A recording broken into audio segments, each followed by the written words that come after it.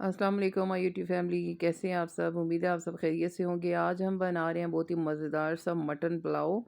तो उसके लिए ये मैंने कुछ खड़े मसाले लिए हैं। ये मैंने मटन लिया है, इसमें अपने हिसाब से पानी डालें और ये सारे मसाले हम इसमें ऐड कर देंगे और इसको 20 मिनट में प्रेशर लगाऊंगी। तो देखें 20 मिनट बाद हमारा मज़ेदार सा मटन गल चुका है। अब इसको साइड पे करेंगे और इसमें मैं डालूंगी थोड़ा सा ऑयल। ऑयल डालने के बाद 1 टेबल स्पून में डालूंगी इसमें ज़ीरा। इसको थोड़ा हल्का सा पका लेंगे। साथ ही एक बड़ा सा प्याज मैंने लिया है, उसको रफली सा काट लिया है, ये डाल देंगे। इसको भी बस थोड़ा हल्का सा पका लेंगे, ज़्यादा कलर वगैरह हमने इसका चेंज नहीं करना। और साथ ही हम डाल देंगे बॉयल किया हुआ मटन। मटन को भी थोड़ा हल्का सा पका लेंगे। साथ इसमें हम डालेंगे लहसुन अदरक पिसा हुआ, ताकि इसकी स्मेल वगैरह ख़त्म हो जाए। इसको अच्छे तरीके से भूनने के बाद हम डाल देंगे इसमें 2 मीडियम साइज़ के टमाटर। इनको भी मैंने रफली सा काट के डाल दिया है।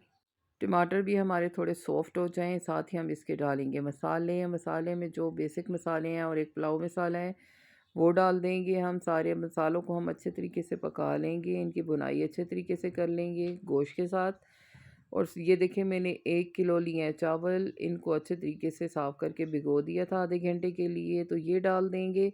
पानी हम बाद में डालेंगे, थोड़ी सी इनकी बुनाई कर लेंगे। इस तरह चावल ज़्यादा टूटता नहीं है। और ये मेरे पास यखनी है जिसमें मैंने गोश्त बॉयल किया था, अब ये डाल देंगे। इसको मिक्स करेंगे। साथ ही सब्ज़ मिर्च डाल देंगे, इनको भी थोड़ा हल्का सा मिक्स करेंगे और इसको प्रेशर लगा दूंगी मैं 3 मिनट के लिए। तो देखिए हमारा मज़ेदार सा मटन पुलाव बन के तैयार हो गया है।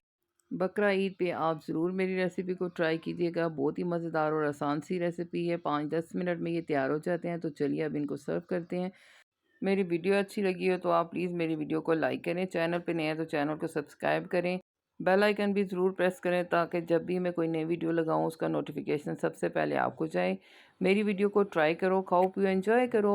अल्लाह हाफिज़।